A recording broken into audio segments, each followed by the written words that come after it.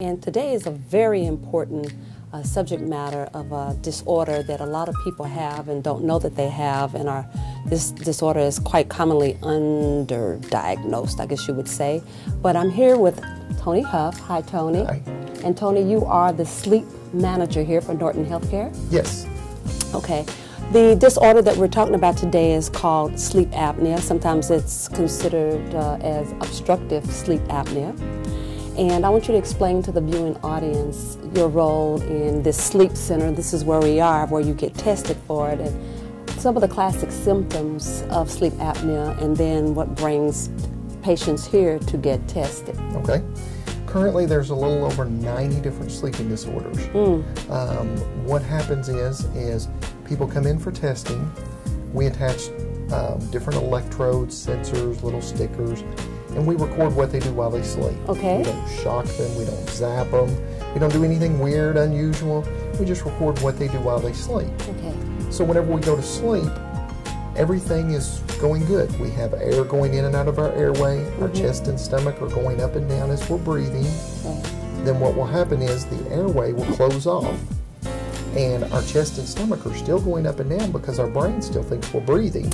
There's just no air going in and out. So what will happen is the oxygen level will start to drop. The brain will say, uh-oh, something's wrong. I need to wake you up.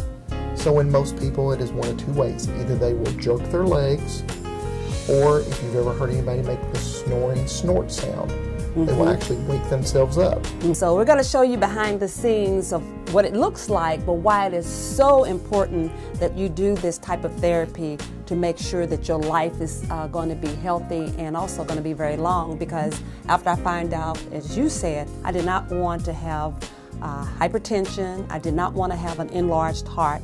I did not want to cut my lifespan short. And sleep apnea, it is kind of comical, but it's very serious, and it really needs to be diagnosed and treated. So walk us through when someone, comes over and they're going to, be a part of a sleep study, what happens? Okay.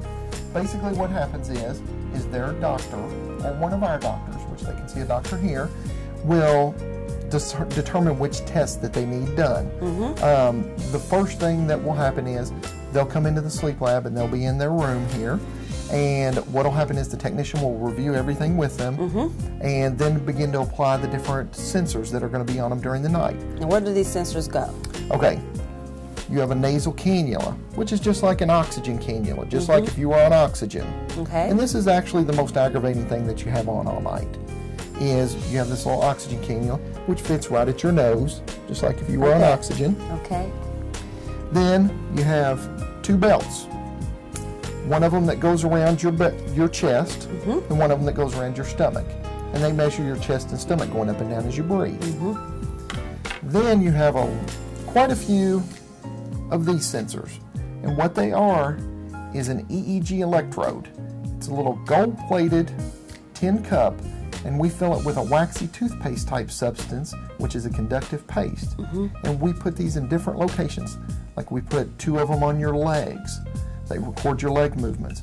We put several of them on your head to record your brain waves. And everybody thinks, oh, I'm going to have stuff on my head. You're going to read my brain waves. You're going to know what I'm thinking. We don't do that. It just, all it does is the electrical impulses. And these don't hurt at all. Then you have several EKG patches. We record your heart rate, and these will just attach right at your chest, little stickers. And so once we have all of the electrodes on, you just lay in bed and everything is recorded. You're able to roll around in the bed. We actually do this on babies, well, not on infants. Okay. With a brand new mask. So when they leave here, they walk out of here with a brand new mask, first of all. Then the local durable medical equipment company will set them up with a CPAP machine. They will fit them again so that they'll actually end up with 2 different types of masks. But we do different measurements so that we can actually measure the nose. There are masks that just fit right at your nose. There's some that cover your complete nose like this, and then there's some that are actually more like a Darth Vader type. They cover your nose and your mouth. So is it, what do you think is the biggest part where you know, people resist this type of therapy? Is it getting into the gear at night, or as you said, just trying to find that perfect fit, or what do you think it is? A lot of people they don't want to know that they have sleep apnea. They don't want to admit that, and this is more of a problem. This 2 years ago was the Women in Sleep. Okay. Trying to get women to have more sleep studies because it's so underdiagnosed more in women than in men.